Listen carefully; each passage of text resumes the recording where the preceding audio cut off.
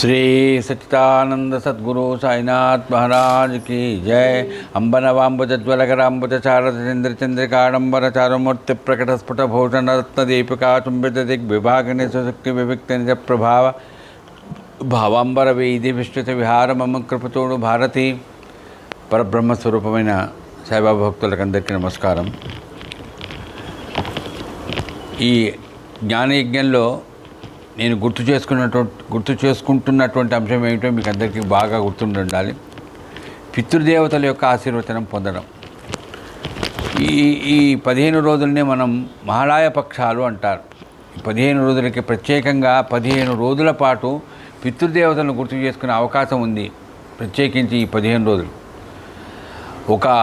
ఏదన్నా ఒక దేవుడి గురించి ఒక రోజు 2 రోజులు 4 రోజులు 9 రోజుల్లో జరుగుతాయి నవరాత్రులని, కానీ 15 రోజుల పాటు ఈ 15 రోజుల పాటు ఎందుకంటే అది కూడా గుర్తు చేస్తున్నాను। ఈరోజు మా నాన్నగారి తిథి అండి, అంటే తిథి అంటే ఆ రోజు ఆ తిథి వచ్చింది ఆ రోజు చేసుకో, అట్లా వీళ్ళు కానిటువంటి వాళ్ళు ఏం చేస్తారు అమావాస్య రోజున, మహాళాయ పక్షాల్లో చివరికి వచ్చేది అమావాస్య రోజు, అమావాస్య అందుకని 15 రోజుల పాటు చేస్తూ మహాళాయ అందరికీ మేనమామలకు కానీ తండ్రికి కానీ తల్లికి కానీ భర్తకు కానీ భార్యకి కానీ ఎవరికైనా సరే చివరికి తర్పణం ఇచ్చేది ఏ రోజు అంటే మహాళాయ అమావాస్య। కాబట్టి ఈ 15 రోజుల పాటు మహాళాయ పక్షాలలో మనం సచ్చరిత్రను గుర్తు చేసుకుంటూ మీ ముందు నేను గుర్తు చేసుకున్నటువంటి విషయము పితృదేవతల ఆశీర్వచనాన్ని సచ్చరిత్ర ఇస్తుంది। నేను అదే గుర్తు చేస్తున్నాను। భగవంతుడు తల్లి తండ్రి ద్వారా మనకి ఏమిచ్చాడు? దేహాన్ని ఇచ్చాడు। ఆయన ఇచ్చింది అది ఆ దేహం కూడా చాలా సౌష్ఠవంగా ముక్కు మూతి అన్నీ బాగా ఇచ్చాడు। కానీ దేహాన్ని ఇచ్చినటువంటి ఈ దేహం ఏమవుతుందంటే ఈ దేహం మాయకు లోనవుతుంది, తప్పదు। ఈ మాయతో లోనైపోయినటువంటి దేహానికి సంబంధించినంత వరకు మనం ఏమనుకుంటుంటామంటే ఏమండి మా ఆయన లేడండి, ఎక్కడ పోయినాడమ్మా అప్సూడా పోయినాడు ఎక్కడ పోయినాడు కాదు, లేడండి అంటే చనిపోయినాడండి। అదే మనకు పెద్ద అదొక రకమైనటువంటి అలవాట్లో పొరపాట్లాగా లేడు అనేటువంటి పదం మనం ఎందుకు చెప్తున్నాము? దేహం లేదు కాబట్టి లేడు, దేహం ఉంటే ఉన్నాడు కదా, తప్పదు కదా, మన దేహం ఉంటే ఉన్నాడు। కానీ పెద్దవాళ్ళు ఏం చెప్తారంటే దేహానికి చాలా తక్కువ ఇంపార్టెన్స్ ఇవ్వాలట, అంటే దేహం ఉంది లేదనేటువంటి దాని గురించి ఆలోచన చేయకూడదట। అందుకనే చెప్తారు కదా, అది దేహం అనేటువంటిది ఏర్పడింది, అది పోయింది అంతే।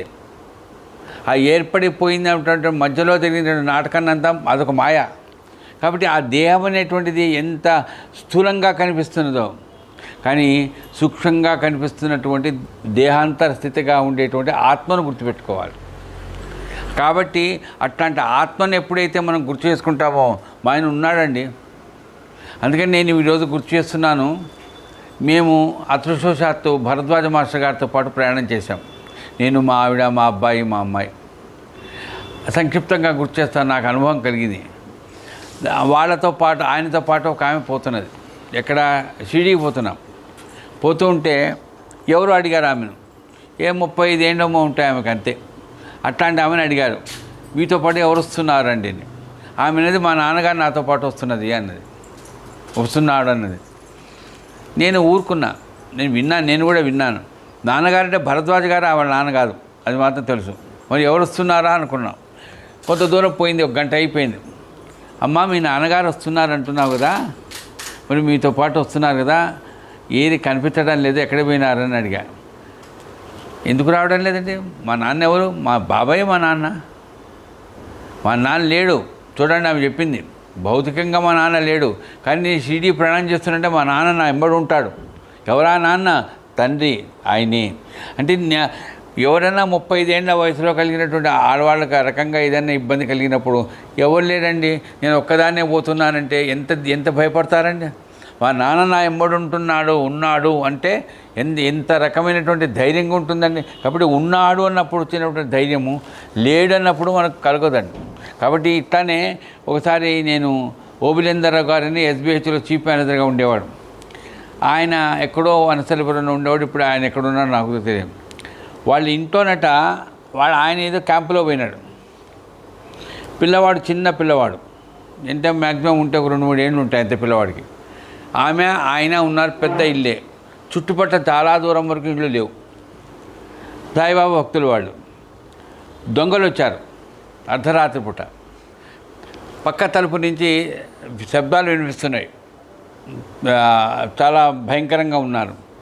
అప్పుడు ఆ భార్య లేచిందండి శబ్దాలకు. దొంగలు వచ్చారు, అరుస్తున్నారు, ఏదేదో చెప్తున్నారు. చుట్టుపక్కల వాళ్ళు ఎవరు లేరు, భర్త లేడు. ఏం చేయాలి? అయ్యో బాబు, ఇంకా నా ప్రాణం పోయిందిరా దేవుడా, పిల్లవాడు కాస్త పడుకొని ఉన్నాడు అనుకున్నాయి. దిగులు పడాలి కదా. కానీ ఏం చేసిందో తెలియదు. అదే నేను చెప్తాను, ఉన్నాడు అనుకున్నప్పుడు మనకు వచ్చేటువంటి ధైర్యం ఎట్లా ఉంటుంది? ఏం చేసిందట, సాయి బయట ఏం చేస్తున్నావురా, ఆడుకుంటున్నావా, లోపలికి రారా అని పెద్దగా అడిచిందట. పక్కన కిటికీ తీసి, సాయి బయట ఏం చేస్తున్నావురా, ఆడుకుంటున్నావా, లోపలికి రారా అని అడిచిందట. ఆ సాయి అనేవాడు 25 ఏళ్ళ వాడో తెలియదు, 90 ఏళ్ళ వాడో తెలియదు, 9 ఏళ్ళ వాడో తెలియదు. ఈ దొంగలు చూశారు, ఊరే నాయన చీకటిగా ఉంది, ఎవడున్నాడు, ఎక్కడి నుంచి వచ్చి మమ్మల్ని చూసి బండేస్తాడో తెలియదు, భయం, వాళ్ళకు భయం పుట్టిందండి. అంటే ఇవన్నీ నేను ఎందుకు చెప్తున్నా అంటే, ఉన్నాడు అనేటువంటి భావన. నిజంగా ఎక్కడున్నాడు, వాడు సాయి పేరు కలిగిన వాడు ఇంట్లో పడుకొని ఉన్నాడు, 2 ఏళ్ల పిల్లవాడు. కానీ యథార్థంగా బయట లేడు. కానీ ఉన్నాడు అన్నప్పుడు వచ్చినటువంటి ధైర్యం ఎట్టొచ్చిందండి. అట్లాగే ఆ రైల్లో ప్రయాణం చేస్తాం, మా నాన్నగారు నా వెంబడి ఉన్నాడు, టీసీ వచ్చి అడిగితే అప్పుడు చూసుకుందాం. అంతేగాని ఈ రకంగా మనకు భావనలో ఎప్పుడు కూడా చేసామని చేసే భావ తైస అనుభవ. కాబట్టి మనకు భావనలో ఉన్నాడు, మా ఆయన ఉన్నాడు, మా ఆయన లేడు కాదు, మా ఆయన ఉన్నాడు, మా ఆవిడ ఉంది అనుకుంటే భావన ఏదైతే ఉందో, మా నాన్న ఉన్నాడు, మా అమ్మ ఉన్నది అనేది గుర్తు చేసుకుంటూ వాళ్ళతో పాటు మనం కూడా ఉన్నాం, వాళ్ళు మా ఎంబడి ఉన్నారనేది పితృదేవతల రోజులలో మహారాయ పక్షాలలో మనం గుర్తు చేసుకోవాలి. అందుకని లేడండి, ఏమునన్నా కర్మ కాలింది, ఇట్లా నేను మాసకం పెడుతున్నానండి తర్పణం, ఇది ఏడుస్తూ చేయకూడదండి. శ్రద్ధతో మా ఆయన నా చేత చేస్తున్నాడు ఇది అనేటువంటి ఆలోచనతో భర్త భార్య ఎవరైనా సరే అట్లా చేయాలి. అట్లాంటి ఆ రకంగా చేసేటప్పుడు మనం గుర్తుపెట్టుకోవాల్సిందే సత్యత ద్వారా. ఈరోజు అదే పద్మావతం గారు ఇప్పుడే వచ్చారు. 108 రోజులు నేను ఆమెతో చెప్పాను. ఆమె ఎదురుగా ప్రశంస చేయడం కాదు, ప్రపంచంలో నాకు తెలిసినందుకు ఒక గృహస్థు ఇంట్లో ఆశ్రమాలలో గుళ్ళల్లో జరిగేయేమో ఓం సాయి, శ్రీ సాయి, జై జై సాయి అనే నామం 108 రోజులు కాదు, సంవత్సరం పాటు జరిగిందేమో నాకు కూడా తెలియదు. కానీ ఒక గృహస్థు ఇంట్లో, ఆ గృహస్థు కూడా ఆర్భాటం లేకుండా నిరాడంబరంగా ఉండే ఒక గృహస్థు ఇంట్లో, అది కూడా భర్త ఇప్పుడు లేడని అన్నాను కదా, భర్త కోరిక అది, ఏది 108 రోజులు చేయాలని. ఆయన వెళ్ళిపోయాడు. ఈమె ఒక్కటి ఎట్లా చేస్తుంది? వారం రోజుల పాటు సప్తాహాలు చాలా చేసింది ఆమె, చాలామందికి చాలా రకాల ప్రేరణ ఇచ్చింది. కానీ 108 రోజులు ప్రారంభం చేసినప్పుడు ఎన్ని వస్తాయండి ఆ విఘ్నాలు? ఎవరెవరు ఎన్నెన్ని మాటలు ఉంటారండి. 108 రోజుల పాటు ఆమె నిద్రపోవాలిగా. నిద్రపోయినప్పుడు ఏమైనా ఎదుర్కోవచ్చు కదా. ఆ వచ్చిన వాడు నామని చెప్పిన వాడికి రోగాలు రావచ్చు, ఏమైనా కావచ్చు. కానీ ఇవి ఏవీ లేకుండా 108 రోజుల పాటు జరిగిందంటే నేను ఇప్పుడు అదే గుర్తు చేశా.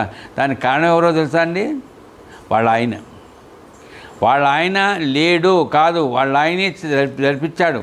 ఆయన ఆ సూక్ష్మ రూపంలో ఉండి, అది నేను చెప్తున్నా, స్థూల రూపము సూక్ష్మ రూపం అంటారు. మనకు కనిపిస్తున్నటువంటి దేహం ఏదైతే ఉందో అది ఏది? స్థూల రూపం. ఇది సూక్ష్మ రూపం, ఇది ఆత్మస్వరూపం. ఇది ఆత్మస్వరూపం. ఆత్మకు నైనం చిందంతి శస్త్రాన్ని నైనంద హతి పావక. ఆత్మకి ఎక్కడా ఛేదన లేదు. అట్లాంటి ఆత్మస్వరూపమైనటువంటి తండ్రిని కానీ, తల్లిని కానీ, భర్తను కానీ, భార్యను కానీ గుర్తు చేసుకుంటే ఏ రకంగా పైన దేహం ఉన్నప్పుడు కొన్ని పనులు చేయలేరండి. ఏదో బతకం, ఏదో నీరసం. కానీ దేహం ఎప్పుడైతే పోతుందో అప్పుడు సంకల్పంలో ఏమవుతుందంటే విజృంభిస్తారండి. మనకు నిజంగా మా ఆయనే చేయించాడా ఇదంతా అనిపించేటువంటి ఆలోచన కలిగినందుకే నేను చెప్తున్నాను. అమ్మ 108 రోజుల పాటు ఎట్లా జరిగిందమ్మా అది? వచ్చేవాళ్ళని పలకరించాలి. నేను 108 రోజులు చేస్తున్నాను, అంత ఎవరు మాట్లాడద్దు అనడానికి లేదు కదా. పలకరించాలి, వాడికి ఛాయలు కావాలి, వాడికి కాఫీలు కావాలి, వాడితో భోజనాలు చేయాలి. మరి ఇన్ని చేస్తూ కూడా ఆమె అనారోగ్యం, ఏదో కాళ్ళ నొప్పులు, కళ్ళ నొప్పులు, జ్వరం వస్తుంది. పైన ఆమె గృహస్థామె, ఒక కూతురుకి ఒక కూతురు, వీళ్ళందరితో పాటు వాళ్ళ బంధువులు, తెలిసిన వాళ్ళు వస్తుంటారు, పోతుంటారు. ఎక్కడా ఎవరికి ఏ రక సమదృష్టి అంటారు దాన్ని. ఏదైనా సరే బాబా నా చేత చేయిస్తున్నాడు, బాబా చేయిస్తున్నాడు. కానీ ఎవరి రూపంలో? మీ ఆయన సంకల్పాన్ని చేయిస్తున్నాడు. అట్లాగే మనకు ఉండేటువంటి ఆ జాతలో ఎప్పుడు కూడా లేడు అనేటువంటి భావన కాకుండా ఉన్నాడు. కానీ ఏ రకంగా బాబా రూపంలో ఉన్నా, బాబా ఈ రోజున చేస్తున్నాడు. ఎవరి రూపంలో? మా అబ్బాయి రూపంలో చేస్తున్నాడు, మా అమ్మాయి రూపంలో చేస్తున్నాడు అని ఎవరైతే గతించారో అంటే శరీరం లేదో, ఆ శరీరం లేకపోవడమే అనేటువంటిది ఒక రకంగా చెప్పాలంటే అది జరగాలి, తప్పదు. శరీరం ఎందుకుందయ్యా? అనుభవించడానికి ఉంది. ఎప్పుడైతే అనుభవించేది ఏమీ లేదనుకోండి, అప్పుడు శరీరం ఉండదండి. సంకల్పం మాత్రమే వాళ్ళు మన చేత పనులు చేస్తారు. కాబట్టి ఈ రకంగా నిశ్చింతగా, హాయిగా, నిశ్చింతగా ఇప్పుడు ఈ తల్లి చెప్పింది, ఆయన ఎంత హాయిగా నిశ్చింతగా అంటే ఎందుకు అవుతుందంటే వాళ్ళకు ఉండేటువంటి సంకల్ప బలంలో వాళ్ళకు ఎన్నో కోరికలు ఉంటాయి ఎవరికైనా. మొన్న మనం దీక్షిత గారి కథ విన్నాం. కానీ ఏ రైతైనా సరే ఆ ప్రాణం పోయేటప్పుడు నిశ్చింతగా ఏ రకమైనటువంటి మానసికమైనటువంటి అలజడి లేకుండా వెళ్ళిపోతూ ఉండడం అనేటువంటి చూస్తే ఎట్లా ఉంటుందంటే నిజంగా వీళ్ళకి ఇంత నిశ్చింత భావన ఎట్లొచ్చిందబ్బా, వెళ్ళిపోయేటప్పుడు ఆ రకంగా ఎట్లా ఉన్నారబ్బా అని మనకు అనిపిస్తుంది. కాబట్టి ఆ రకంగా మనము బాబా చరిత్రను నమ్ముకున్నటువంటి మనకు నిశ్చింతగా ప్రాణం విడిచేటప్పుడు హాయిగా పోతాం. అట్లాగే ఆ సంకల్పం ఏదైతే ఉందో ఆ సంకల్పం అనేటువంటిది, ఆ సంకల్పంలో కూడా ఇక ఏమవుతుంది, 108 రోజుల వారం రోజులకే ఎట్లా అవుతుందా, ఏమవుతుందా, ఎవరు వస్తారా ఎవరు రారా అని అనుకుంటే 108 రోజులమ్మా మామూలు విషయం అది. పైన మనకేమో 100 మంది మార్గంలో మనం ఉండి, చాలామంది బంధువులు ఉండి, లేకపోతే ఇంకెవరైనా ఉండి ఒక 50 మంది 100 మంది ఎవరు యువకులు లేరే, అందరూ పెద్దవాళ్ళే, అందరూ +50 వాళ్ళే. మరి ఎట్లా జరుగుతుంది అది? ఏ రకంగా కూడా విఘ్నం కలగకుండా జరుగుతుంది కాదు, జరిగింది అది. మరి జరిగింది అంటే ఏ రకంగా మనం ఆలోచించుకోవాలి. అది సంకల్ప బలములో వికల్పాలు ఉంటాయి. కానీ వికల్పాలు ఎప్పుడైతే సంకల్పంలో మనకు ఉంటాయో ఆ వికల్పాలను కూడా అతిక్రమించజేయగలిగినటువంటి పితృదేవతలే. ఆ రకంగా అమ్మ నేను ఉన్నాలే అని ఉన్నప్పుడు చేయరు, ఉన్నప్పుడు బద్ధకంగా ఉంటారు. కానీ ప్రాణం పోయిన తర్వాత వాళ్ళు పూర్తిగా విజృంభిస్తారండి. కాబట్టి ఈ రకంగా పితృదేవతల అనుగ్రహం వల్ల మనం పొందగలుగుతాం. కాబట్టి ఈ రకంగా ఈ సాయి సచ్చరిత్ర అనేటువంటి పితృదేవతల యొక్క అనుగ్రహం ద్వారా మనం ఏదైతే సంకల్పించుకుంటామో ఆ సంకల్పించుకున్న దాన్ని, అందుకని నిన్న మా ఆవిడ గుర్తు చేసినప్పుడు శుభకార్యాలు చేసేటప్పుడు నాందేం చేస్తాం. నాంది అంటే ఏమిటది? పితృదేవతను గుర్తు చేసుకోవడమే. కాబట్టి ఈ రకంగా నాందేని ఎట్లయితే గుర్తు చేసుకున్నామో ఇది ఏమంటున్నారు చాలామంది, అది అశుభం అంటున్నారు. చాలా పొరపాటు అదే. పెద్దలను గుర్తు చేసుకోవడం, పితృదేవతలను గుర్తు చేసుకోవడం, చనిపోయిన వాళ్ళని గుర్తు చేసుకోవడం అది అశుభం కాదు. నాకు కూడా నేను ఎవరో చెప్తుంటారు, సోమవారం నాడు ముహూర్తాలు పెట్టారట కొంతమంది, మీకు కూడా తెలుసో తెలీదు. ఎందుకంటే శివుడు ఎక్కువగా పూజ, శివుడట ఆయన రుద్రుడు కదా, ఆయన లయకారకుడు కూడా, ఆయనను గుర్తు చేసుకుని ఆ రోజున శుభకార్యాలు చేయకూడదు. అది ఎందుకంటే ఆలోచన చేస్తాను నాకు అర్థం కాదు. ఆయన లయకారకుడు, ఆయన రుద్రుడే. కానీ ఆయనకి ఇచ్చినంత శుభాలు, ఆయన ఇచ్చినంత మంగళకరమైనటువంటి వాతావరణాలు ఎవ్వరు ఇవ్వలేరండి. కానీ అదొక సెంటిమెంటు. ఆ రకంగా కాకుండా శుభకార్యమే ఇది అని అనుకొని మనం ఎక్కడ కూడా శుభం ఏమీ లేదండి. మనకు కావాల్సింది ఏంటిది? ఆ కార్యం జరుగుతున్నది అంతే. ఇప్పుడే నాకు గుర్తుకొస్తున్నది, ఈ సందర్భంలో గుర్తు చేసుకోవడం అవసరం లేదేమో అనిపిస్తుంది. ఏదో మాట్లాడుతూ మధ్యాహ్నం పూట మా అమ్మాయితో బల్లుల కథ ఉందండి. ఆ బల్లుల కథలో అడిగింది ఏమిటి, ఆయన సాయిబాబాను ఇది శుభమా అశుభమా అని అడిగాడు. అది గుర్తుపెట్టుకోండి. కానీ బాబా ఏమన్నాడు, దాని చెల్లెలు ఔరంగాబాద్ వస్తున్నది అంతే. ఏది జరగాలో, ఏది జరుగుతుందో, ఏది జరగబోతున్నదో చెప్పాడే తప్ప దానివల్ల ఔరంగాబాద్ నుంచి వచ్చినందువల్ల ఏమైనా బాంబు వెళ్తుందా, ఏదైనా జరుగుతుందా? కాదండి, జరుగుతున్నది అది. అందుకని అది ఆనందపడుతున్నది అంతే తప్ప అక్కడ అశుభము లేదు, శుభము లేదు. ఈ రకంగా శుభాశుభాలకు అతీతంగా ఆలోచన చేయాలి తప్ప ఇది పితృదేవతల రోజులు కదండి, ఇట్లాంటి శుభకార్యాలు చేయవచ్చా? కొంతమంది అది ఈ పితృదేవతల రోజులో కనుక మనం సంకల్పం చేసుకుంటే ఎంత నిశ్చింతగా, ఎంత ఆనందంగా కలుగుతుందో మనం గుర్తు చేసుకోవచ్చు. కాబట్టి ఈ రోజున ఈ రకంగా పితృదేవతల ఆశీర్వచనాన్ని కలిగిస్తుంది సచ్చరిత్ర. ఏమాత్రం సందేహం అవసరం లేదండి. అది అనుభవిస్తున్నాను నేను ఇప్పుడు. ఈ రోజున మరి చెప్తున్నా కదమ్మా, 5వ రోజు, ఇంకా 2 రోజుల పాటే జరుగుతుంది జ్ఞాన యజ్ఞం. మరి ఈ రోజున గుర్తు చేసుకోవాల్సిన వాటిలలో సాయి శరీరాన్ని విడిచిపెట్టాడు. ఇప్పుడు మనం అంటున్నాం, భర్త కానీ భార్య కానీ పిల్లలు కానీ వాళ్ళు శరీరాన్ని విడిచిపెడతారని మనం అనడాలే. మహాత్ములు అయితే శరీరాన్ని విడిచిపెట్టారంటున్నారు. మరి శరీరాన్ని విడిచిపెట్టడం అనేటువంటి అశుభమే కదా. కానీ బాబాయ్ మా సమాధి ఉత్సవాలు ఏవైతే ఉత్సవాలని చేస్తున్నాం మనం, ఉత్సవాలు చేయడం ఏంటి అంటే, అయ్యా నేను శరీరాన్ని విడిచిపెట్టానే కానీ నా చైతన్యం మాత్రం ఎప్పుడూ కూడా మీరు పిలిస్తే పలుకుతుంది అంతే. ఏ రకంగా మీరు ఏ కార్యాన్ని చేయదలుచుకుంటారో, మీరు అమ్మవారి పూజలు చేయదలుచుకున్నారు, అమ్మవారి యొక్క అనుగ్రహం కలగాలి. అందుకే నవరాత్రుల్లో మీకు అమ్మవారిలాగా ఆ పని ఏ రకంగా చేయాలో చేయించేది ఎవరండి? బాబాయే. ఈ రకంగా ఆయన శరీరాన్ని విడిచిపెట్టాడు. పైన ఆయన శరీరాన్ని విడిచిపెట్టే దానికి మామూలుగా ఇప్పుడు నేనున్నాను, నేను ఇల్లు కట్టుకోవాలంటే ఏదన్నా ప్లాన్ వేసుకుంటాను, నా పని నేను చేస్తాను. కానీ నా సమాధిని నేను నిర్మించుకోవాలి, అది ఎవరైనా అనుకుంటారట్లా?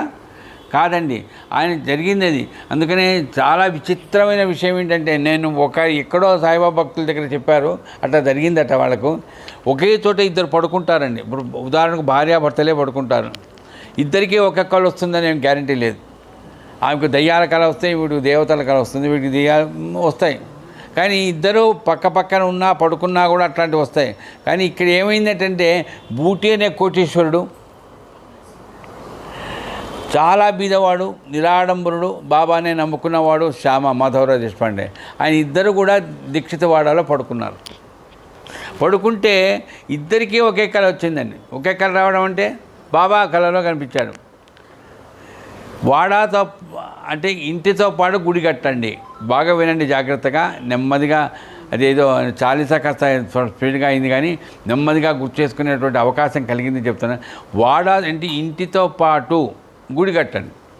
గుడి కట్టమని చెప్పలేదు, ఇంటితో పాటు గుడి అన్నాడు. ఎవరితో? బూటితో అన్నాడు, శ్యామతో అన్నాడు. ఎప్పుడు? కళలో. శ్యామ ఏం చేశాడట? ఏడుస్తున్నాడు. కళ వచ్చి పక్కనే పడుకున్నాడు కదా. ఎందుకు ఏడుస్తున్నావు? ఏమైనా దయ్యాలు వచ్చాయా? ఏమైనా భయం కలిగించేటట్టుగా? లేదయ్యా, బాబా కనిపించాడు. ఏం చెప్పాడయ్యా? గుడి కట్టమన్నాడు నన్ను.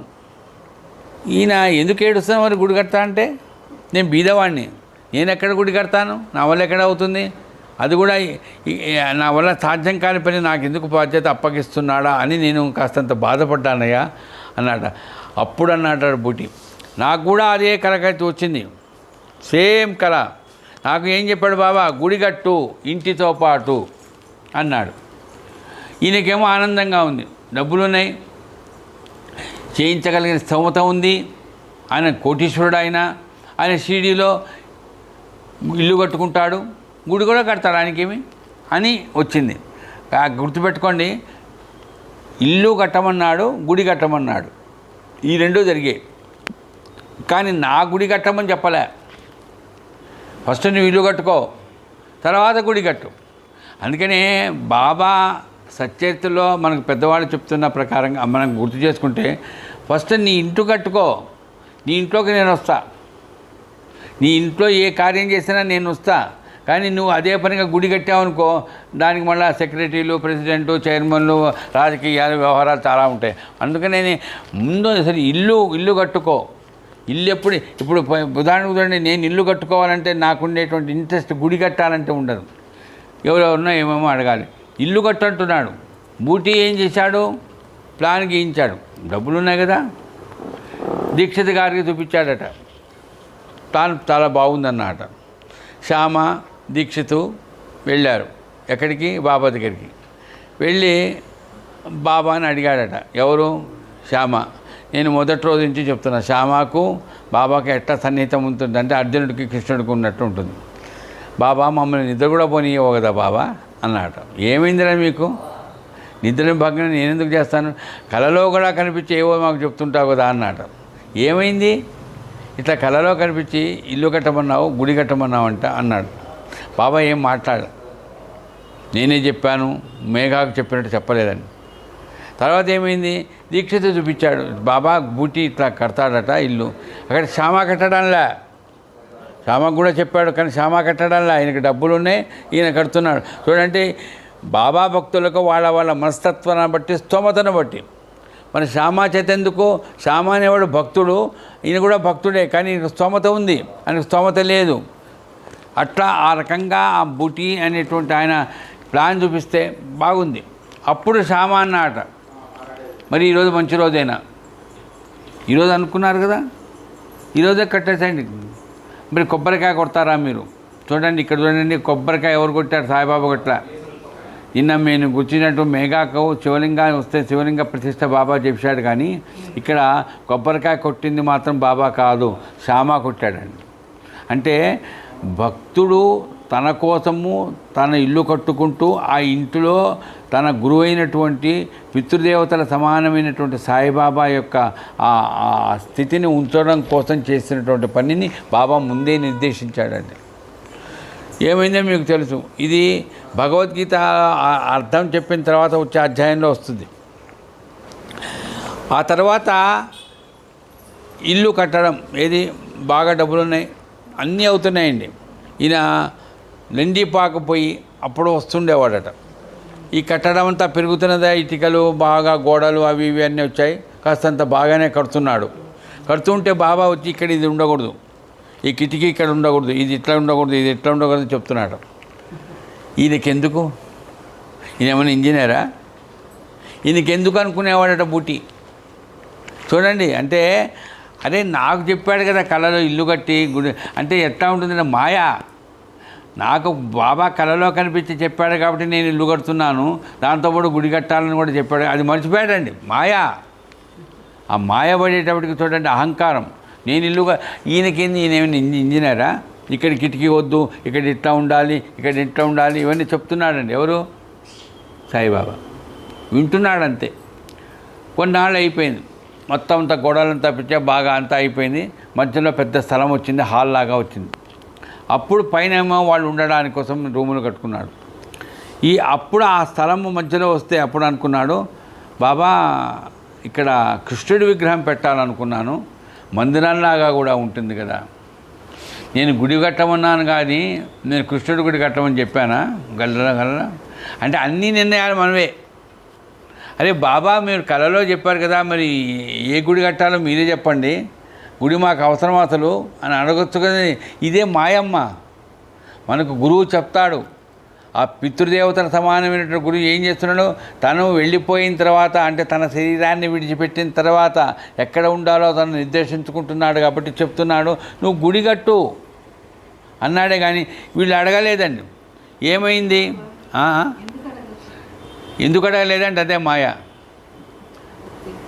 గుడి కట్టమంటే మరి నీ గుడి కట్టాలా బాబు, ఏంటి బాబు, ఎందుకు మీరు సమాధి లేదు గుడి కట్టమన్నాడు. మరి నేను పైన అడిగాడు, కృష్ణుడి మందిరం, కృష్ణుడి గుడి విగ్రహాన్ని పెడతాం బాబా, చాలా బాగుంటుంది కదా, మీరు ఏమంటారు? పెట్టద్దు, ఆ కృష్ణుడి విగ్రహం రాదు, పెట్టదు, నేనే అక్కడ సమాధి ఉంటాను అని చెప్పొచ్చుగా. ఆయనకు తెలిసింది అదే కదమ్మా, ఆయనకు తెలియంది ఏముందమ్మా. కానీ అట్లా చెప్పకుండా ఏమన్నాడు చూడండి. అంటే మీరందరూ చాలాసార్లు చదువుతుంటారు, పారాయణం చేస్తుంటారు. నేను ఆ గుడిలోకి వచ్చి మీతో పాటు భజన చేస్తాను, మీతో పాటు నేను అక్కడ ఆడుకుంటాను, అందరం కలిసి ఉంటాం అక్కడే. అంటే అది గుడి కాదు, అది మనందరం కలిసి ఒక కేంద్ర స్థానం. అంటే మనము ఎక్కడైనా ఇప్పుడు ఉదాహరణకి ఇల్లు అండి, ఇంట్లో మనం అందరం కలుస్తాం. ఇప్పుడు 108 రోజులు వాళ్ళ ఇంట్లో కలిసాము, వారం రోజులు ఇక్కడ 2-3 కలిశారు. ఇదంతే, ఇది గుడే. ఏ గుడి? బాబా సంకల్పించినటువంటి గుడి. ఈ రకంగా మనం ఎప్పుడు వస్తాము, ఎప్పుడు పోతాము, ఆడుకుంటాము, మాట్లాడుకుంటాము, లౌకికమైన విషయాలు మాట్లాడుతుంటాము, అన్నీ జరుగుతాయి. అందుకనే చూడండి ఎంత నిర్వికల్పంగా నేను ఉంటాను అక్కడే, నేను మీతో పాటు ఆడుకుంటాను. ఆయన ఏందండి నిజంగా మాట్లాడడం. సరే ఈయన కూడా వస్తాడు కదా మనతో పాటు, హరే రామ హరే రామ రామ రామ హరే హరే అని ఈయన కూడా భజన చేస్తాడు. చూడండి నేను నిన్న ₹1,00,00,000 ఖర్చు పెట్టుకున్నాను కదా అనుకున్నాడు. బూటి అయిపోయింది. సెప్టెంబర్ 28వ తారీఖు ఎప్పుడు అంటే నవరాత్రులు ప్రారంభం కాబోతుండగా ఏమైందంటే బాబాకు అనారోగ్యం ఏర్పడింది. దీనికి చాలా కథలో లింకులు ఇవ్వాలి, ఈరోజు గుర్తు చేస్తున్నాను కూడా. అంటే చూడండి, అంటే తన శరీరాన్ని విడిచిపెట్టేటానికి ముందుగా ఏమి ఏర్పాటు చేసుకోవాలి అన్నీ ఆయన నిర్మాణం చేసుకుంటున్నాడు. ఆ పితృదేవతల యొక్క అనుగ్రహాన్ని ఎవరికి కలిగించాలా? అనుగ్రహం బూటికి కలిగించాలా, శ్యామకి కలిగించాలా? చూడండి, ఆ తర్వాత బూటి డబ్బులు ఖర్చు పెడుతున్నాడట, కొన్నాళ్ల పాటు జోక్ చేశాడట నిర్మాణ వ్యవహారాలన్నీ, తర్వాత మార్చాడట. అన్నీ మొత్తం మీద అంతా అయిపోయింది. కృష్ణుడి విగ్రహము ఆర్డర్ ఇచ్చాడండి. సెప్టెంబర్ 28వ తారీఖు బాబా దగ్గరికి వచ్చారు. ఏదో మామూలు రోజు వస్తుంటూ ఉంటారు. చాలా దిగుల్లో పడ్డాడు. ఎందుకు పడ్డా అంటే బాబాకి అనారోగ్యంగా ఉంది, కొద్దిగా అనారోగ్యంగా ఉంది, ఆయాసం ఎక్కువైంది ఉంది. ఎందుకు ఆయనకి అనారోగ్యంగా ఉందని కాదట, ఎవడు గోలాడదన్నట్టు ఆయనకి ఎందుకంటే దిగులంటే కృష్ణుడి విగ్రహం రావడం లేదే. ఆర్డర్ ఇస్తే ఎంతసేపు అండి, వాళ్ళు కోట్లు డబ్బులు ఉన్నాయి, వాళ్ళకి లెక్క. అందుకని మనం అనుకుంటాం డబ్బులునే సార్ ఏమైనా తీసుకోవచ్చు సార్ అంటారు. మరి ఎందుకు రాలేదండి? రాలే, ఆ దిగులుతో ఉన్నాడట. అయ్యో బాబా ఒంట్లో బాగాలేదే, ఏమవుతుందో అనేది కాకుండా విగ్రహం రాలేదా అనుకున్నాట. తర్వాత అనుకున్నాట ఒకవేళ విగ్రహమే వచ్చింది, కొన్నాళ్ళ తర్వాత ఏదో మొత్తం మీద వస్తుంది, ఈరోజు కాదే రేపు కొద్దిగా పోస్ట్పోన్ అవుతుంది, అప్పటికి బాబా ఉంటాడా ఉండడా, మళ్ళీ అదొక దిగులు. బాబా ఉంటాడా ఉండడా, బాబా ఉన్నా కూడా ఆ కృష్ణుడి మందిరం కట్టుకుంటే ఆయన రాలేదే అనుకో, ఒకవేళ అంటే భౌతిక శరీరంతా ఆయన వచ్చి ఉండలేదే అనుకో, ఇంత కట్టుకొని నాకేం ప్రయోజనం? ఇది నా ఊరు కాదు, నా ఇల్లు కాదు, ఇది ఎవరెవరో వస్తుంటారు పోతుంటారు, ఇంత ఖర్చు పెట్టుకొని వేస్ట్ అయిపోతుందేమో. ఎందుక ఇది అనారోగ్యం ఇప్పుడు ఏర్పడింది. అందుకని మనం ఏదన్నా చేస్తుంటాం చూడండి, తండ్రి పేరు చెప్పుకొని ఇల్లు కట్టాలనుకుంటాం. ఆ తండ్రికి అనారోగ్యం కలిగితే మనం ఏమనుకుంటాం, అయ్యా నా గృహప్రవేశం ఇంతవరకు ఉంటాడో ఉండడో అనుకుంటాం కదా. అట్లాగే బాబా గురించి భయపడుతున్నాట. ఒక రకంగా విగ్రహం రాలేదని, రెండవది ఈ రకంగా. ఈ లోపల జరిగింది ఏంటంటే, రామచంద్ర పాటిల్ అని ఒక ఆయన ఉండేవాడు. ఎవరు? షిరిడీలో ఆయన ఒక పెద్ద ఉద్యోగస్తుడు. ఆయన రామచంద్ర పాటిల్ బాబా దగ్గరికి వస్తుండేవాడు. రామచంద్ర పాటిల్తో బాబా అన్నాడట, ఏమని? అరే తాత్యాని కాస్త చూసుకోండిరా, తాత్యా విజయదశమి రోజున ప్రాణం విడుస్తాడు. ఏ రోజుని చెప్పాడంటే 1916 విజయదశమి అప్పుడు చెప్పాడు. అంటే 1918 2 సంవత్సరాలకు ముందే తాత్యా గురించి చెప్పాడు, ఆయన చావు తిథి గురించి. రామచంద్ర పాటిల్ ఇక్కడ నేను ఇంకోటి చెప్తున్నా, గుర్తు చేస్తున్నాను ఏంటంటే, తాత్యా గురించి ఆయన ఎందుకు చెప్పాడు అంటే, ఆయన చనిపోతాడని చెప్పాడు కదా, వాడు భయపడతాడని చెప్పాడు. మరి విజయానందకి అట్లా ఎందుకు చెప్పలే? ఎంతోమంది బాబా దగ్గర చనిపోయినారు కదా, వాళ్ళకందరికీ ధైర్యంగా ఉండండి అది ఇదేని ఏమో చెప్పాడు కదా. మరి తాత్యా గురించి ఎందుకు ఎట్లా చెప్పాడు అంటే, తాత్యా వాళ్ళ అమ్మ బాబాకు చాలా సేవ చేసిందని. సేవ చేయడంలో ఎట్లా కూడా కల్మషం లేని మనస్సు. అన్నం తినే ముందు రొట్టె చేసుకున్న తర్వాత బుట్టలో పెట్టుకొని బాబా ఎక్కడుంటే అక్కడికి పోయి ఆయనకు రొట్టె పెట్టి ఆ తర్వాత అన్నం తినేదట. ఏ కులము ఎవరమ్మ, రుణానుబంధం అంటే ఇట్లానే ఉంటుంది. ఆమె అనేదట అక్క అని పిలిచేవాడట, ఈయన బాబా అని మామూలే అంతే. ఇట్లా మామా అని పిలిచాడట ఎవరు? ఆమె కొడుకొకడే, ఎవరు? తాత్య. ఆ తాత్య మామ అంతే కదా, వాళ్ళ అమ్మమ్మని అక్క అన్న అని పిలిచినప్పుడు మన మామ మేనమామగా అవుతుంది, మేనమామ కాదు మామ అవుతాడు. మామ అని పిలిచాడట తాత్య. ఈ మామ అని పిలవడం, వాళ్ళ అమ్మ అన్నం పెట్టడం, ఇదంతా కూడా రుణానుబంధంగా పాశం పెరిగింది. అందుకనే నా కళ్ళ ముందు నా అల్లుడు ప్రాణం విడుస్తాడు, అది నాకు కూడా కాస్త భయంగానే ఉంది, వాడు తట్టుకోలేడు అని చెప్పాడు. జరిగింది ఏమిటో మీకు తెలుసు, అందరికీ తెలుసు. అందుకని ప్రాణత్యాగం చేశారని రాస్తాడు హేమాది పంత్ గారు. ప్రాణత్యాగం చేయడం అంటే ఎవరైనా మామూలుగా డొనేట్ చేస్తుంటారు, కిడ్నీ డొనేట్ చేస్తారు, అవి చేస్తారు. ప్రాణాన్ని ఎవరైనా త్యాగం చేస్తారండి ఎవరి కోసమైనా? అది చేశాడండి బాబా అన్నట్టుగానే 28వ తారీఖు అనారోగ్యం ఏర్పడింది, కాస్త కోలుకున్నాడు. ఆ తర్వాత తాత్యాయమైన మూలపడ్డాడు. 1918 మూలపడ్డాడు ఆయన. ఎవరు? తాత్య. రోజు కనీసం అప్పుడప్పుడు వస్తుండేవాడు బాబా దగ్గరికి, రావడం మానుకున్నాడు, పూర్తిగా మంతాన పడ్డాడు. రామచంద్ర పాటిల్ అప్పుడు గుర్తుపట్టింది, ఓరి నాయన బాబా చెప్పింది నిజం అయిపోతుందేమో, తాత్యా చనిపోతాడేమో. ఏం చేస్తాడండి? బాలాగణపతి సింపైన ఒకతనికి చెప్పాడట, ఆయన కూడా ఎవరికి చెప్పలేదు. ఇది జరుగుతున్నదట. అప్పుడు బాబా ఏం చేశాడట, ఒక పురోహితుడిని పిలిచాడటండి. పిలిచి రామాయణం చదువుతుంటే విన్నాడటండి.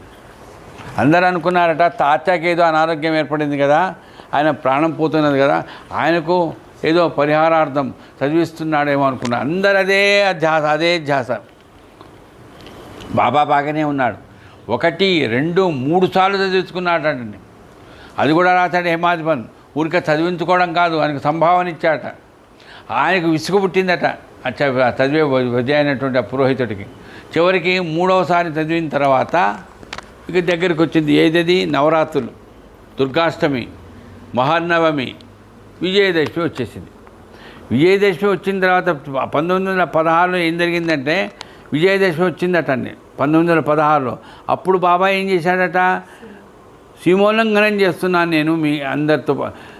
సీమోల్లంఘనం చేయడం ఏంటి అనుకొని బాగోజీ వీళ్ళందరూ చూసి పెద్దగా అరుస్తున్నాట. నేను కూడా వీళ్ళందరూ అన్నారట, ఏమయ్యా బాబాయ్ మేము సీమోల్లంఘనం చేసి వచ్చాము, ఏంది ఒంటి మీద బట్టలు లేకుండా అవంతా దునిలో వేసి మండిపోయి ఎందుకు ఈ రకంగా నువ్వు ఉన్నావు, ఇంత కోపంతో ఎందుకున్నావు, మేము ఏమైనా పొరపాటు చేశామంటే నేను కూడా సీమోల్లంఘనం చేస్తున్నారా అన్నాడు. ఇక్కడే మనం అందుకనే బాబా చెప్పే మాటలు ఎట్లా ఉంటాయంటే కొన్ని సీమను ఉల్లంఘించడం అంటే అక్కడ ఉత్తర గోగ్రహణం అనేటువంటి చేసి సీమను ఉల్లంఘించాడు ఎవరు, అప్పుడు అర్జునుడు చేశాడు ఉత్తర గోగ్రహణంలో. కానీ ఇక్కడ విజయుడు అని అన్నారు అందు ఎవరిని, అర్జునుడిని. ఇక్కడ ఈ విజయుడు ఏం చేశాడు, అంటే ఆ జనన మరణాలకు అతీతమైన సీమను ఉల్లంఘించాడు. అంతేగాని ఆయన ఏదో ఆ సిడి అనేటువంటి గ్రామ సరిహద్దులు దాటిపోతాడు అది కాదు. అక్కడ ఆ జమ్మి చెట్టు దగ్గర పోయి ప్రదక్షిణ చేస్తే వచ్చేటువంటి ఫలితాన్ని పొందుతాన్ని కాదు. విజయదశమి రోజునే చేస్తారండి సీమోల్లంఘన. ఈ మధ్య మొన్న కూడా చూసాం, మీరు చాలామంది చూస్తుంటారు, వినాయక చవితిని ఉట్లు కొట్టారు.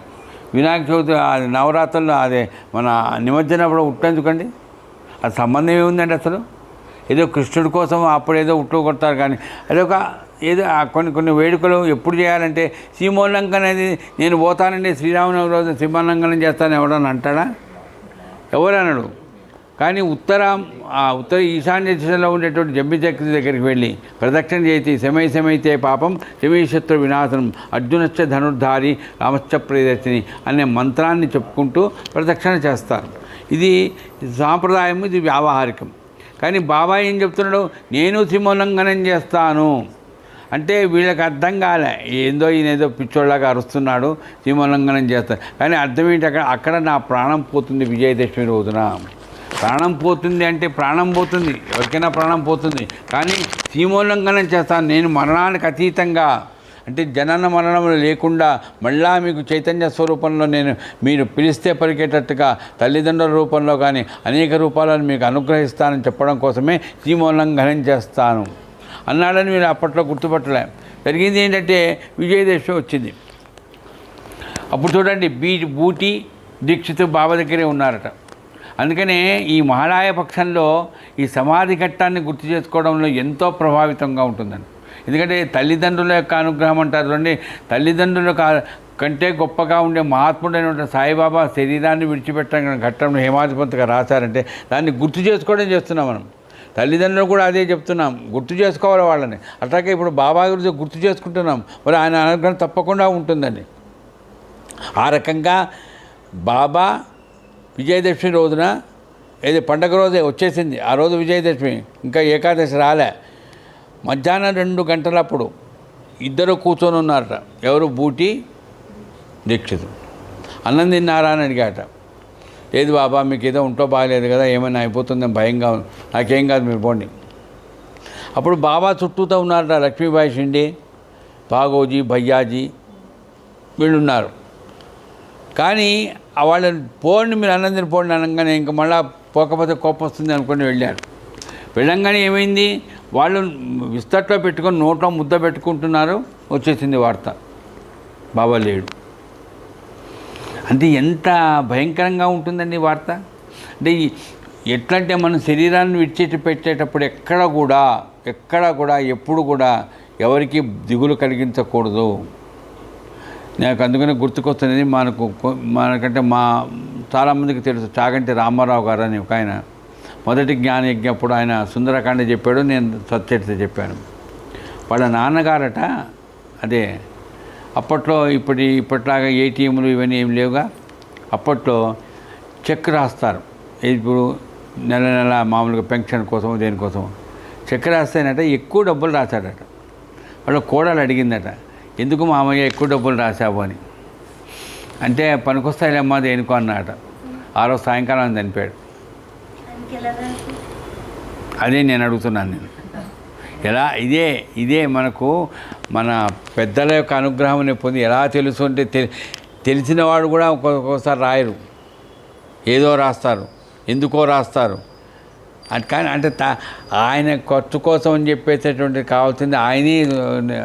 అదే అన్నట్టు ఆయన ఏమి మహాత్ముడా కాదండి. అంటే గృహస్థులుగా ఈ రకంగా మనం ఎంతోమంది గృహస్థులు మనం చూస్తాం. ఇవన్నీ ఎట్లా జరుగుతాయంటే ఇది అతీంద్రియ శక్తి అంటారు. అంటే పితృదేవతల యొక్క వాళ్ళ పెద్దవాళ్ళ యొక్క ఆశీర్వచనాలు ఎట్లా ఉంటాయండి, ఇట్లాగే ఉంటాయండి. ఇంత గొప్పగా జరుగుతాయి. కాబట్టి ఈ రకంగా ఆ బాబా అనేటువంటి ఆయన శరీరంతో ఉన్నప్పుడు శరీరం విడిచిపెట్టి వెళ్ళిపోయాడు. మీకు తెలుసు, సచరిత్రలో ఉంది. ఆయన అయిపోయింది, ప్రాణం పోయింది. ప్రాణం పోయిన తర్వాత ఏం చేశాట, అక్కడ నూల్కర్ అనేటువంటి ఆయన ఉన్నాడు, నోట్లో నీళ్ళు పోసాడట. పోయంగానే ఆ నీళ్ళేమైనాయి, బయటికి వచ్చాయి. బయటికి రాగానే చూశాడట భాగోజీ, కుష్టు వ్యాధి నుంచి బయటపడ్డాడు కదా, అయిపోయాను. బాబాయ్కి లేడు. ఇప్పుడు విన్నారు కదండి, చాలాసేపటి నుంచి వింటాను, లేడు లేడు లేడు.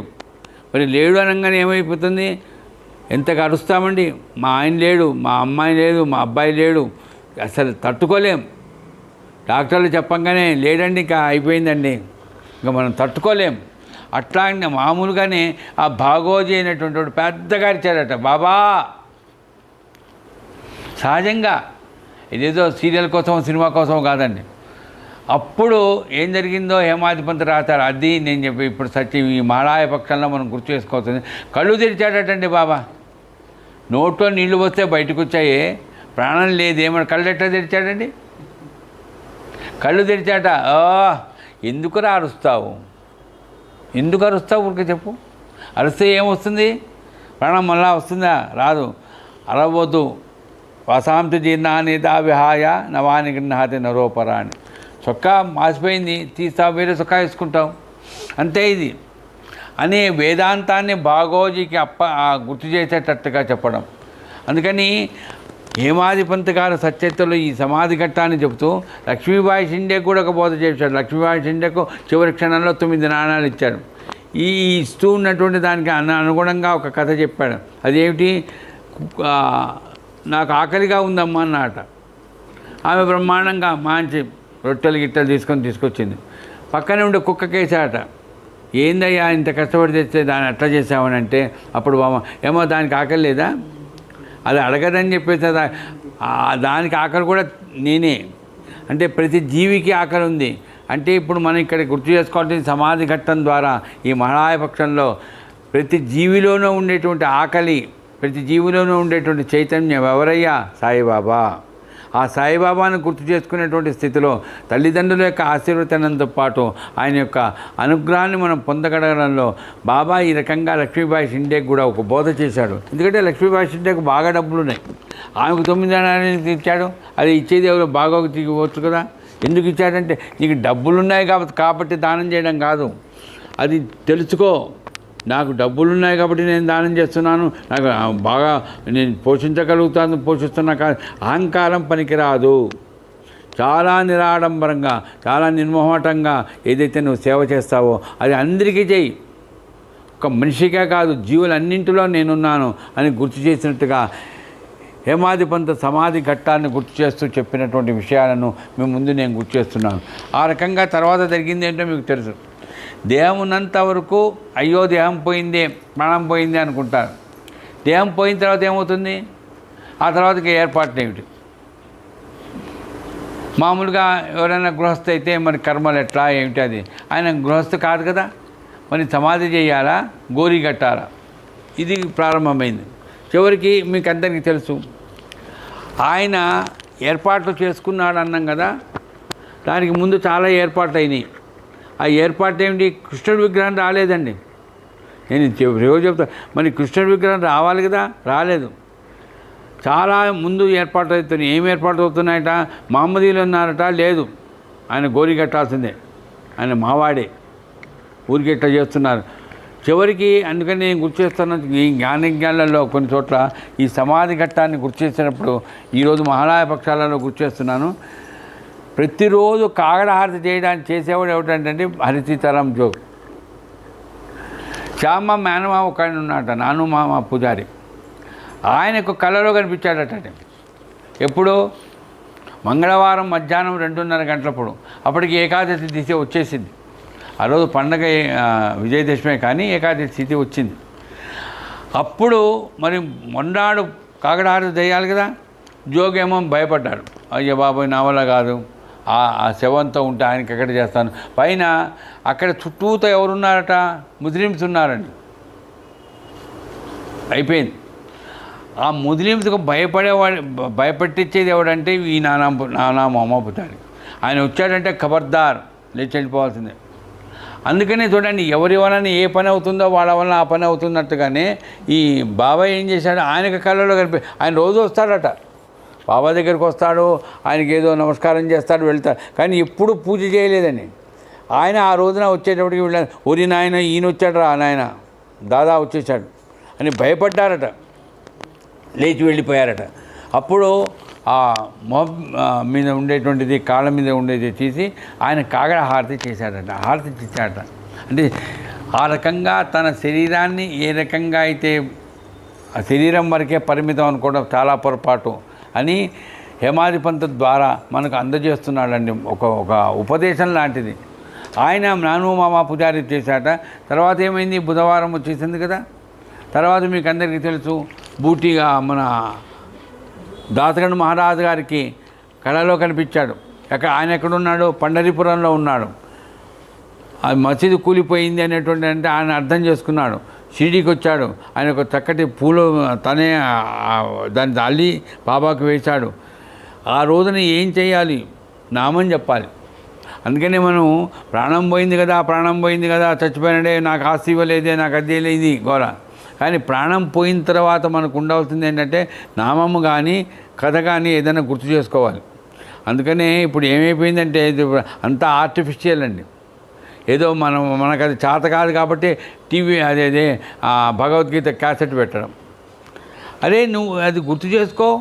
అక్కడ గుర్తు చేసుకోవడానికి మనం ఎవడన్నా గుర్తు చేస్తే ఏంది సార్ చచ్చిపోయి మేము ఏడుస్తుంటే మీరు ఇవన్నీ చెప్తున్నారు అనేవాళ్ళు కూడా ఎక్కువయ్యారు.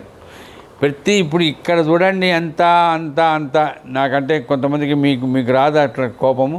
గుర్తు చేస్తున్నాను, డబ్బులండి. అంటే మాకు ఇవ్వాల్సింది ఇవ్వలేదు ఆయన సరిగ్గా, మాకు ఆస్తులు రావాలి, మాకు వాటా రాదేమో, అది ఈ ఆలోచనతో చేస్తున్నారే తప్ప ఎక్కడా కూడా అదే దేహం ఉన్నంతకాలం చేసింది కదా.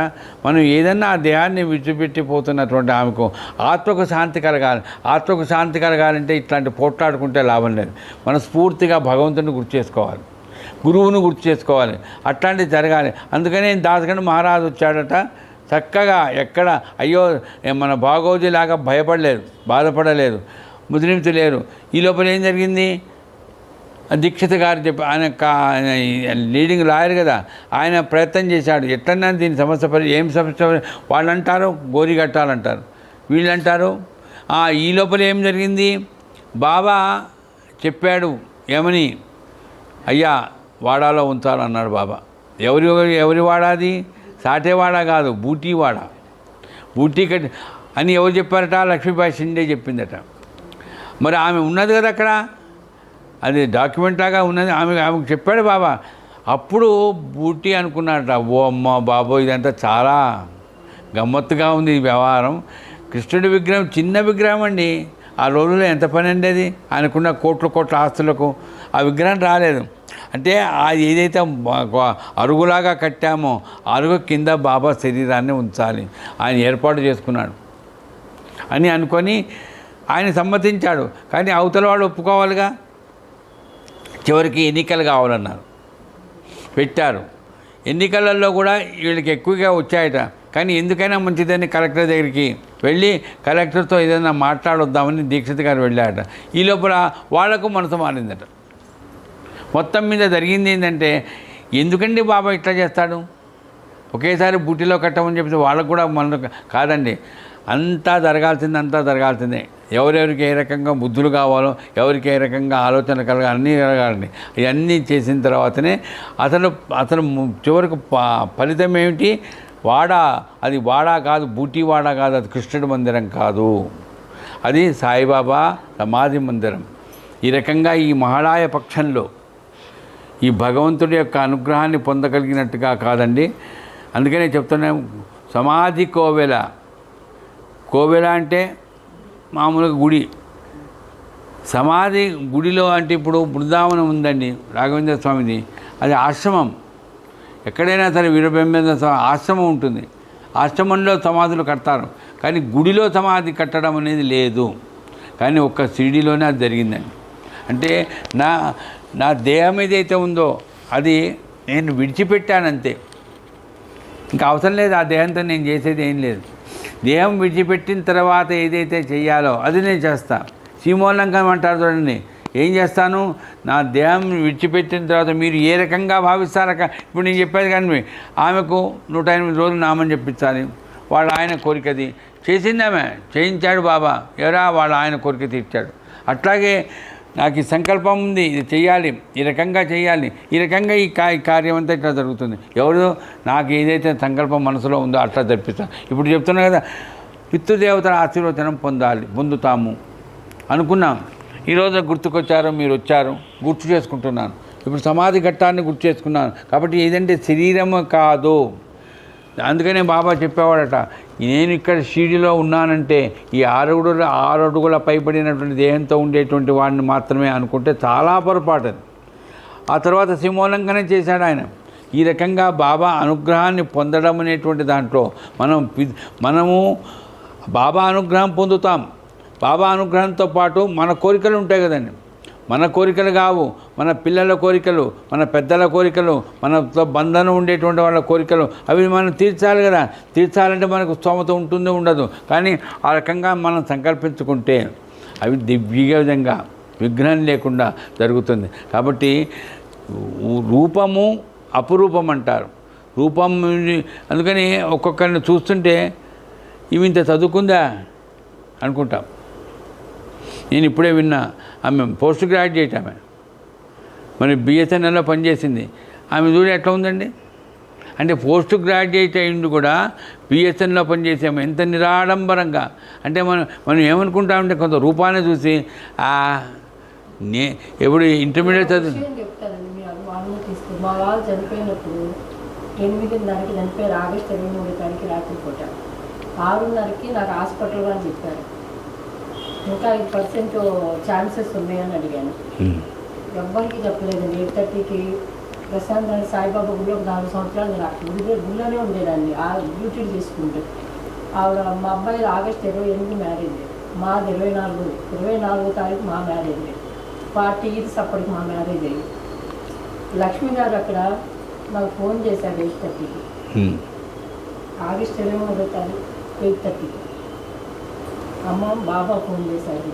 నాకు అనిపించింది, బాబా నువ్వు కూడా మా వారి, నేను అప్పుడు కూడా మా వారిని బ్రతికించుకొని అడగలేదు, నాకేది మంచిగా ఇవ్వండి. లక్ష్మి గారు ఎప్పుడైతే ఫోన్ చేశారో బాబా అనుమతి కూడా ఇచ్చేశారు మా వారికి వెళ్ళిపోవడానికి. మా వారు వెళ్తూ కూడాను రామచంద్ర అని చెప్తే నాకు ఇంతకుముందు ఎవరైనా పిలిస్తే వెళ్ళి అలవాటు ఉండేది, కాసేపు ఎవరితో మాట్లాడాలని. ఆ మాట మా వారు రామచంద్ర అనుకుంటే నాకేం వేసి వెదిగానే తిరుగుతున్నాను, తిరిగి రాకేసి శ్రీరామ అనుకో. ఆ రోజు నుంచి ఈ రోజు వరకు నేను ఎవరు పిలిచినా ఎవరు అసలు చుట్టాలు ఫంక్షన్లు కానీ మా పిల్లలతో కానీ నేను అసలు మాట్లాడి వాళ్ళు మాట్లాడితే మా మనోడు ఉంటాడు చూశారు, జై శ్రీరామ్. ఏడవలేదండి, మా కాళ్ళలో వింతగా తిప్పుకున్నాను, నేను ఏడవలేదండి. నన్ను ఆ రోజంతా మీరు అన్నారు చూడండి, మా అబ్బాయికి కూడా చెప్పా ఏడవద్దు. నా చిన్నప్పుడు మా అమ్మ మేనత్ పెంచిందండి. నాకు 7-8 ఎప్పుడు చనిపోతావు చెప్పింది ఆ రోజు. హరే రామ హరే కృష్ణ అది మా వారికి బాగాలేని చేసుకొని అదే నా ఇంటికి వచ్చినా కూడా నేను డబ్బాలు నేను మా అబ్బాయే ఉన్నాం చనిపోయినప్పుడు. వాళ్ళు వంట మా ఇంటికి తీసుకొని వస్తారు, నామం చేసుకునే కూర్చుని. అదే ఇప్పుడు ఈ తల్లి మీకు నేను గుర్తు చేయడంలో మైక్ దగ్గరలో లేదు కాబట్టి సరిగ్గా వినిపిస్తుందా యూట్యూబ్లో.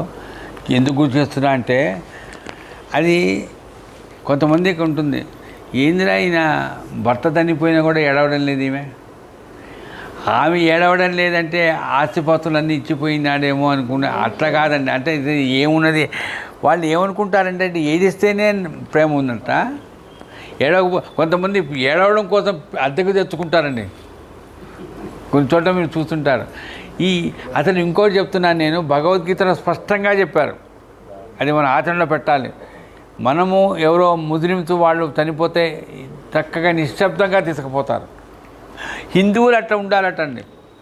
దేహం విడిచిపెట్టినప్పుడు నువ్వు దయచేసి ఎక్కడా కూడా కినుడు కాకు, బాధపడకు. పోయిన తర్వాత నువ్వేం చేయాలి? నామం చెప్పాలి, పూర్తిగా భగవంతుడి భారం వేయాలి. అది మనం పితృదేవతలకు చేయాల్సినటువంటి కార్యం. ఈ రకంగా ఇప్పుడు ఈ తల్లి చెప్పినట్టుగా నేను చెప్తున్నాను, నాకు కొన్ని ఏం చెప్పాలి ఈరోజు అని మధ్యాహ్నం మా అమ్మాయితో మా ఆవిడతో అనుకున్నాం. మరి అటు పద్మావతమ్మ గారు ఇటు ఈ తల్లి ఇద్దరు రావడం, వాళ్ళ అనుభవాలు, ఇదేదో నేను కల్పితం చేసినవి కాదు కదండి. మరి ఇవన్నీ అనుభవిస్తున్నామంటే ఇది పితృదేవతల యొక్క ఆశీర్వచనమేనండి. ఈ రకంగా మన భావనలో ఎప్పుడైతే సంకల్పం చక్కగా ఈ రకంగా జరగాలంటే వీళ్ళ పొందిన అనుభవం నేను వినడం. ఇప్పుడు చెప్పేదండి, పిల్లవాడు కానీ ఎవరు కానీ ఏడవద్దండి. ఎవరన్నా అలాంటి వాడన్నా కూడా భలే చెప్తాలే పంతులు. మా పేరెంట్స్ కూడా చెప్పలేదు, పోగొట్టుకోవాలి అంటారు. మా అమ్మ వాళ్ళకి 80 ఏళ్ళు, మా అమ్మకు కూడా అదే వయసు. చెప్తానండి రాష్ట్రపోటీ ఏడుస్తూ పడుకుంటారు. ఏమొస్తుంది నాకు వృద్ధన 6కి ఫోన్ చేసి చెప్పానండి. వాళ్ళు రాగానే మా వారిని తీసుకెళ్ళి అట్లా మనకు అది చెప్పినంత సులభం కాదు. ఇప్పటికి చెబుతున్నా, నాకు ఏది జరిగినా నాకు తృప్తి కలిగిస్తున్నాడు బాబా. ఇది కష్టమా, ఇది నష్టమా కాదండి, నాకు ఇట్లా జరుగుతున్నది అని ఇన్ని యాత్రలు చేసి ఈ రకంగా ఉన్నదంటే మరి ఆ తల్లికి బాబా అనుగ్రహం ఏ రకంగా ఉంది? తన భర్తద్వయ యొక్క అనుగ్రహమే. ఆయన ఆ రకంగా నేనున్నాను నీ ఎంబడి, రామచంద్ర రామ రామ రామ అనుకో అని ఈ రకంగా చెప్పిస్తున్నా అంటే అది ఎవరు చెప్పిస్తున్నారు? బాబా రకంగా చెప్పిస్తున్నాడని గుర్తు చేస్తున్నాను. కాబట్టి బాబా మహాసమాధి చెందిన ఘట్టాన్ని ఆ వివరంగా గుర్తు చేసుకోగలిగినటువంటి అదృష్టం నాకు కలిగిందండి.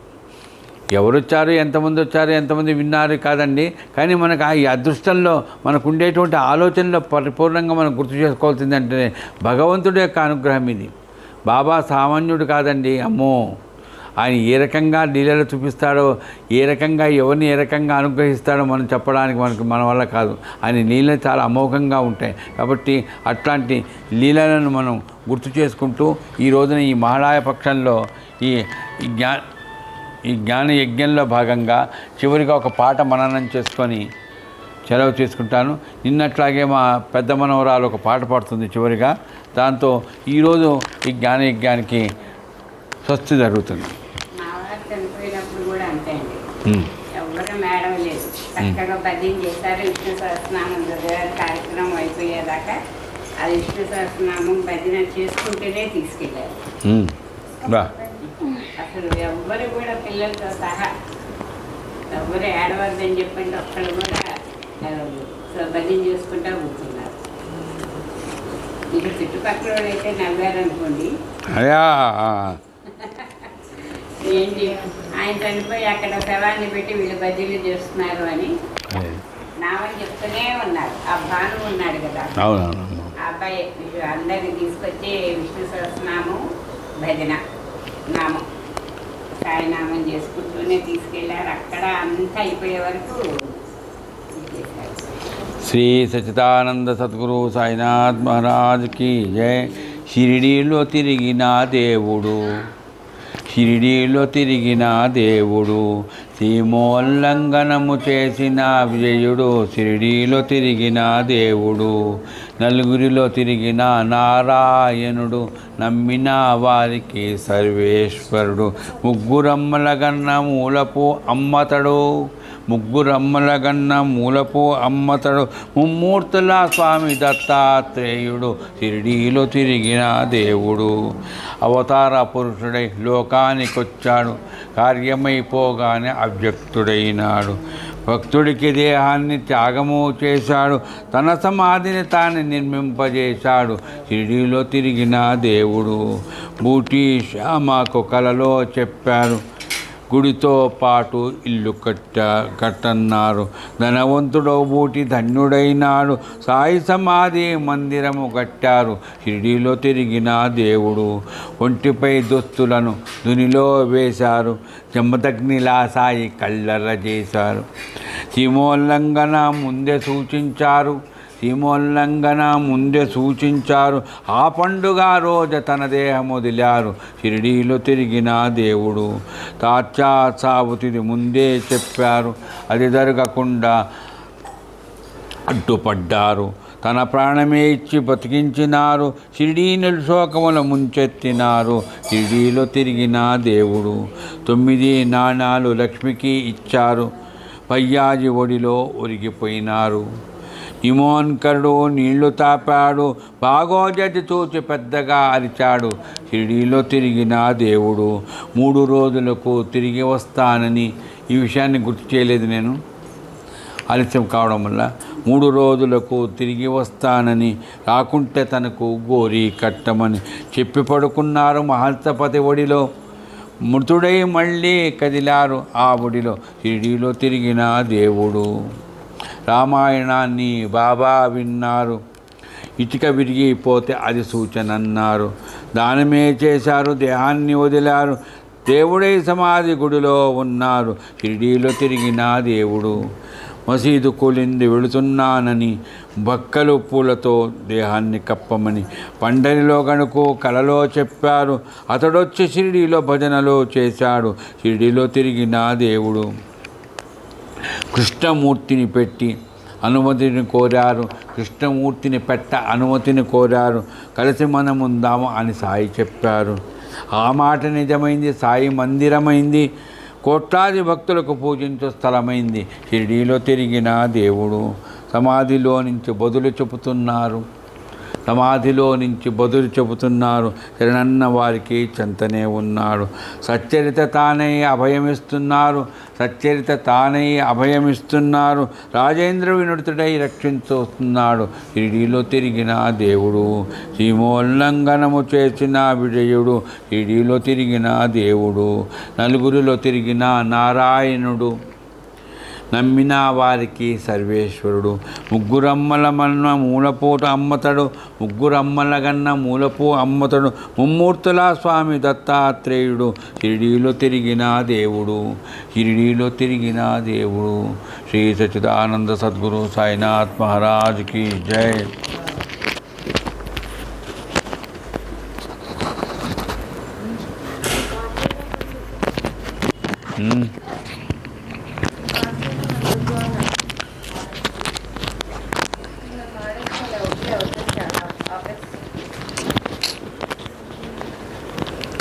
కడి మానుష జన్మం వ్యక్తిన ఫలమేమున్నది నిత్యము నిందేనమ్మిది నీ చిత్తం బికను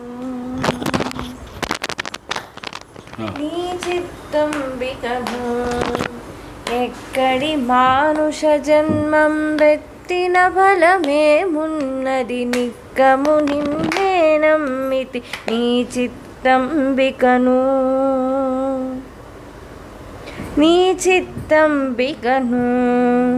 మరువను ఆహారంబును మరువను సంసార సుఖము మరువను ఇంద్రియ భోగము మాధవని మాయా. మరువను ఆహారంబును మరువను సంసార సుఖము మరువను ఇంద్రియ భోగము మాధవని మాయా. మరచెద సుజ్ఞానంబును మరచెద తత్వరహస్యము మరచెద గురువును దైవము మాధవని మాయా. మరచెద సుజ్ఞానంబును మరచెద తత్వరహస్యము మరచెద గురువును దైవము మాధవని మాయా. ఎక్కడి మానుష జన్మం వెత్తిన ఫలమేమున్నది నిక్కము నిన్నే నమ్మితి నీ చిత్తం బికను నీ చిత్తం బికను. విడువను పాపము పుణ్యము విడువను నా దుర్గుణములు విడువను మికిలి ఆశలు విష్ణుడని మాయా.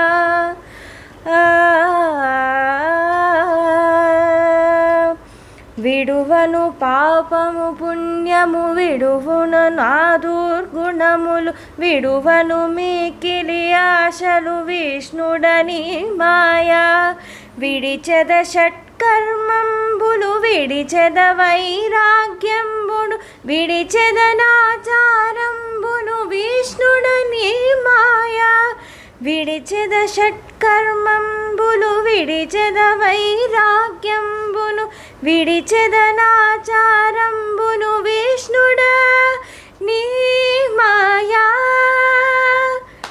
ఎక్కడి మానుష జన్మం వెట్టిన ఫలమేమున్నది నిక్కము నిన్నే నమ్మితి నీ చిత్తంబికను నీ చిత్తంబికను తగిలెద బహుళం పటముల తగిలెద బహుబంధంబుల తగులను మోక్షపు మార్గము తలపుల ఎన్నైనా తగిలెద బహుళం పటముల తగిలెద బహుబంధంబుల తగులను మోక్షపు మార్గము తలపుల ఎంతైనా అగపడి శ్రీ వెంకటేశ్వర అంతర్యామివై నగి నగినను నీ వేలకి నాకాయి మాయా అగపడి శ్రీ వెంకటేశ్వర అంతర్యామివై నగి నగినను నీ వేలితి నాకాయి